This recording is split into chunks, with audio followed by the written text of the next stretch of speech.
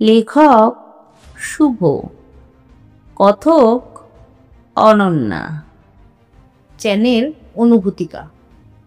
তেঁতুল গাছের ডাইনি। এই গল্প পাহাড়িপুর নামে এক ছোট্ট গ্রাম।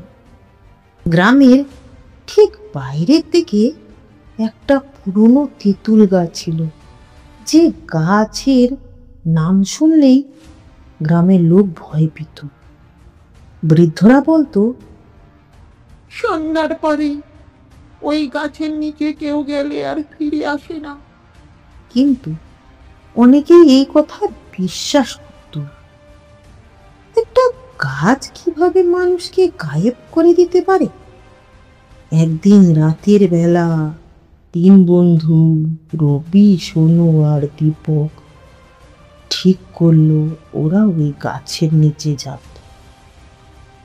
রবি বলল, শৈশব থেকে এই গল্প শুনেছি, আজ সত্যিটা যাচাই করব। দীপক হেসে বলল, হ্যাঁ, দেখি আসলেই কোনো ডাইনি আছে নাকি। 3 জন একটা টর্চ লাইট নিয়ে গাছের নিচে পৌঁছল। চারপাশ নিস্তব্ধ, শুধু পাতার মৃদু মরমর ধ্বনি। দীপক হেসে বলল, কিছু নেই রে, সব বাজে গল্প।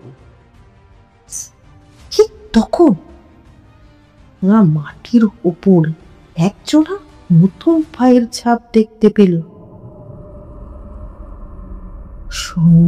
ধীর গলায় বলল, এটা কার পায়ের ছাপ? 3 জন নিচু হয়ে ছাপগুলো দেখতে লাগল।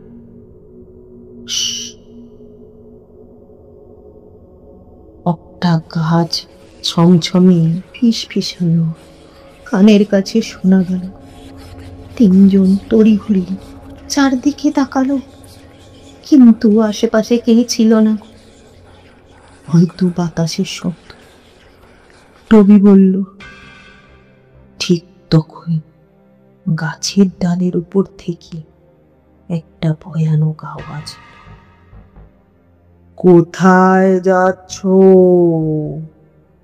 3 জন ভয় পেল টর্চ লাইট উপরের দিকে ধরলে, আর তখন একটা লম্বা কালো ছায়া তীব্র গতিতে ওদের ওপর ঝাঁপিয়ে পড়ল।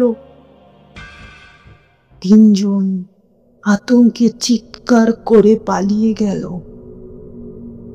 গ্রামের বৃদ্ধরা বলল, তোমরা বাঁচতে পারবে না, আর তাকে তোমরা দেখে ফেলেছ। মানে? দীপক ভয়ে জিজ্ঞাসা করল। এক বৃদ্ধা ফিসফিস করে বলল, ওই তেঁতুল গাছের ডাইনি, যাকে একবার দেখা যায় সে তার নাম ধরে ডাকে, আর যে তাকে ডাকে সাড়া দেয় সে আর বেঁচে থাকতে পারে না। 3 জন স্তব্ধ হয়ে গেল। সেই রাতেই ওরা ভয় পেয়ে ঘুমাতে পারল। ঠিক রাত 3টায় রবির ফোনে একটা কল এলো, আননোন নাম্বার। রবি ধীরে ধীরে ফোন তুলল। একটা ঠান্ডা শীতল কণ্ঠ শুনতে পেল, রবি, দরজা খোলো। রবির হাত পায়ে পাথরের মতো শক্ত হয়ে গেল। দরজার নিচে দেখি এক জোড়া কালো পা দেখা গেল। আর ঠিক তখন বাইরে থেকে বিকট একটা চিৎকার এলো, ফুকো। দরজাটা ঝাঁকি দিয়ে কাঁপতে লাগলো। গ্রামের পুরোহিতরা বলল, যদি তোমরা বাঁচতে চাও তাহলে একটা উপায় আছে। কি উপায়? ওই তেঁতুল গাছের পুড়িয়ে ফেলতে হবে। 3 জন মিলে গভীর রাতে তেঁতুল গাছের কাছে গিয়ে আগুন ধরালো। গাছটা জ্বলতে লাগলো, কিন্তু তার মধ্যে এক লম্বা আকৃতি নাড়ি বেরিয়ে এলো। তার চোখ লাল, দাঁত রক্ত মাখা। সে বিকট চিৎকার করে উঠল, তোমরা আমায় জাগিয়ে তুলেছ।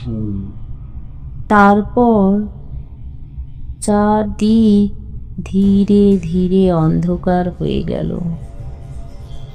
সেই রাতের পর থেকে রবি, সোনু আর দীপককে আর কখনো দেখা যায়নি।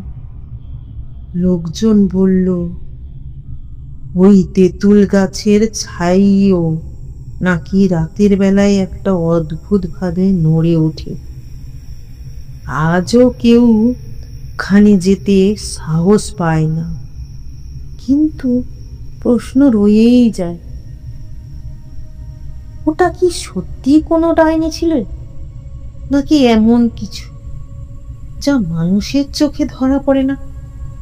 গল্পটা যদি আপনাদের ভালো লেগে থাকে তাহলে অনুভূতিকা চ্যানেলটিকে সাবস্ক্রাইব করতে ভুলবেন না, কারণ এর পরের ঘটনাটা হয়তো আপনার সাথেই ঘটতে পারে।